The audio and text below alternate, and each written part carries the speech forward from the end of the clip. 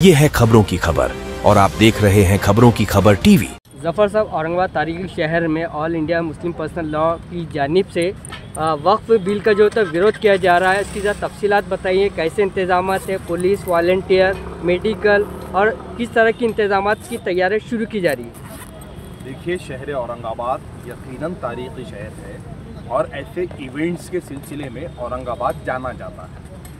वक्फ amendment act के सिलसिले में देश भर में एक बेचैनी पाई जा रही है और मुस्लिम पर्सनल लॉ बोर्ड की जानिब से देश भर में मुस्लिम पर्सनल लॉ बोर्ड एहतिजाजी प्रोग्राम कर रही है।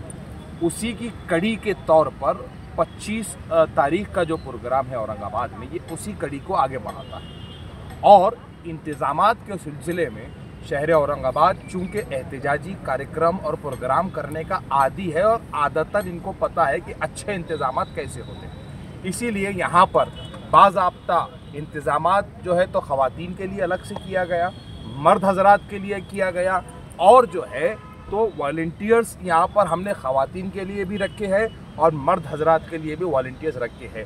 पार्किंग के इंतज़ामात है, जो जिस सिमत से आएगा उसको उसी सिमत की तरफ पार्किंग रखी गई है। ये तमाम चीज़ें आपको जो है तो आवाम तक पहुँचाने की ज़रूरत है। आवाम के लिए ख़ास बात ये कहता चलूँ कि आप 25 तारीख को मौसम कैसा भी हो, चाहे बारिश आए, चाहे आंधी आए, चाहे मौसम खुशगवार हो, हम एहतिजाज करना चाहते हैं और एहतिजाज किसी मौसम से रुक नहीं सकता। इसीलिए मुस्लिम पर्सनल लॉ बोर्ड ने एक ऐलान ये किया है कि आने वाला हर आदमी अपने साथ एक छतरी लेकर आए, एक पानी की बोतल लेकर आए और जो है तो एक जो है तो छोटी सी कैरी बैग लाए जिसके अंदर वो अपना मोबाइल रख सके।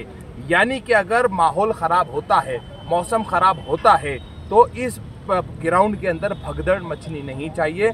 हम पुरसुकून अंदाज में अपने स्पीकर्स को सुनेंगे और जो है तो अपना एहतिजाज दर्ज करेंगे। साथ ही साथ कोशिश ये करें शहर के लोग कि वो पैदल आए, अपने हाथों पर काली पट्टी बांध कर आए और इन तमाम चीज़ों का ख्याल रखें और इसकी दावत ज़्यादा से ज़्यादा चलाए ताकि शहर औरंगाबाद का कोई फ़र्द बाकी नहीं रहना चाहिए जो 25 तारीख के प्रोग्राम में ना आए। ख़वातीन के लिए अलहदा इंतज़ाम है, इसलिए ख़वातीन का आना भी बहुत ज़रूरी है। सर, जैसा कि आप वंचित बहुजन अघाड़ी के बहुत जिम्मेदार शख्स है और स्पोक पर्सन भी, तो आप प्रकाश अम्बेडकर साहब आने की उम्मीद है उनकी? बिल्कुल है, आली जनाब प्रकाश अम्बेडकर साहब की आने की उम्मीद भी है और मुस्लिम पर्सनल लॉ बोर्ड को जो हमने समर्थन का लेटर दिया है वो लेटर आली जनाब प्रकाश अम्बेडकर की साइन शुदा था। आदरणीय बाड़ा साहब ने खुद अपनी साइन से एक ख़त मुस्लिम पर्सनल लॉ को भेजा है जो हमने 2 रात पहले मुस्लिम पर्सनल लॉ के जिम्मेदारान के हवाले किया है।